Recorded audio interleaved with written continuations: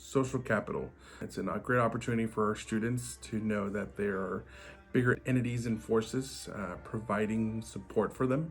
We are listening to our students and giving them an opportunity at the 10th grade level to see that there's individuals rooting for them. And they need to realize that there's adults in their life that are rooting for them and cheering them on. But at the same time, realizing that it's important and crucial at this level for them to build a social network and a support of individuals surrounding themselves that are not only going to challenge them, but also support them and provide the supports they need so that they can be successful, whether it be in their school life, whether it be future aspirations.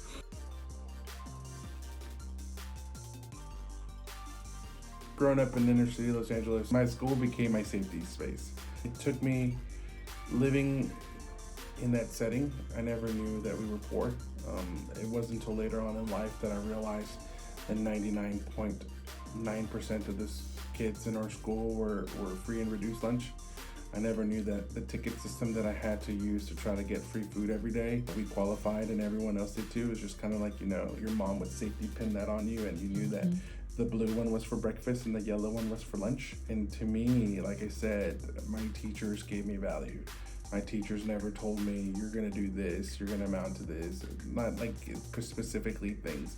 They just kind of be all you can be. And since both of my parents worked, they were kind of following that American dream. My parents, they didn't see that as something that culturally we talk about emotions or feelings. So that's where I had teachers that were talking to me about my emotions.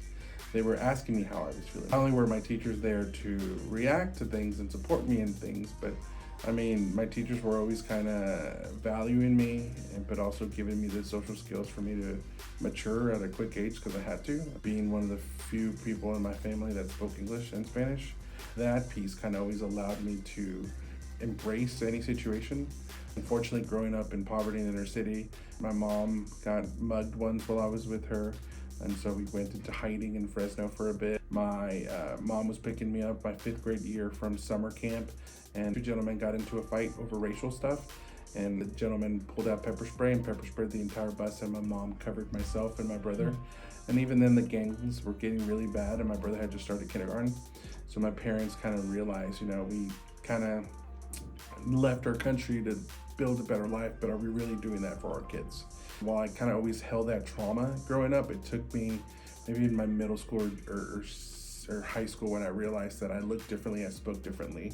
I realized that all those negative things kind of led me to mature and to learn life lessons that while most people could just kind of beat themselves up for it, I learned that those particular negative episodes empowered me to either educate myself or help or support others that are struggling, because I didn't want them to deal through that trauma, because sometimes they don't have the skills to process those things and move past that.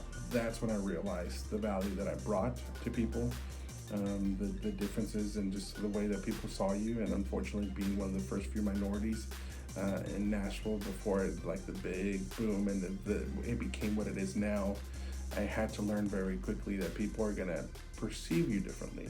They're gonna treat you differently, and then you're gonna have to either assimilate and or continue to celebrate your diversity, but do it in a charismatic way so that people not only trust you, but also learn to depend on you, not as a way to educate themselves, but just to see you as a leader and as a person.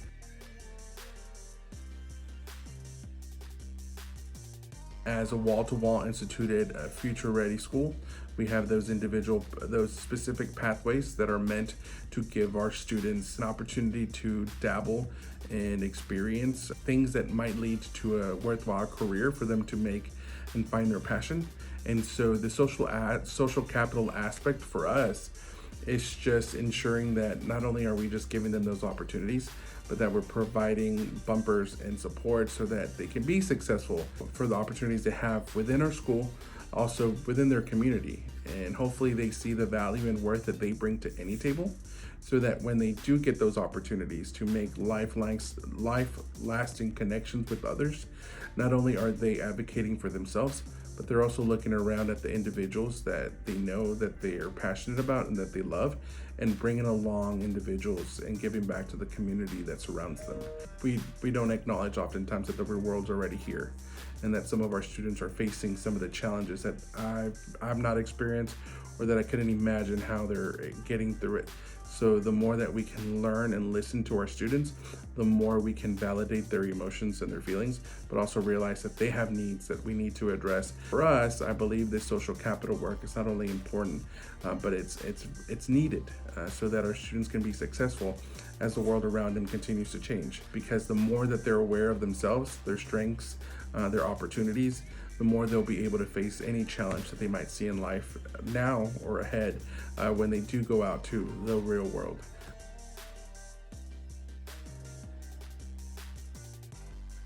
Hi, my name is Ashton Hansen, and I'm the National Representative for the Social Capital Program here at ERHS High School. So, social capital is Dr. Hansen! Dr. Hansen! Oh my God! Hey, help her up, help her up. Are you okay? Are you okay? What were we talking about? You don't remember? No, I don't. You were teaching us a lesson about social capital. Well, We'll remind you. What is social capital? The social capital is how when we're all together, we work better together. So sadly, no one in that one group. I'll never forget.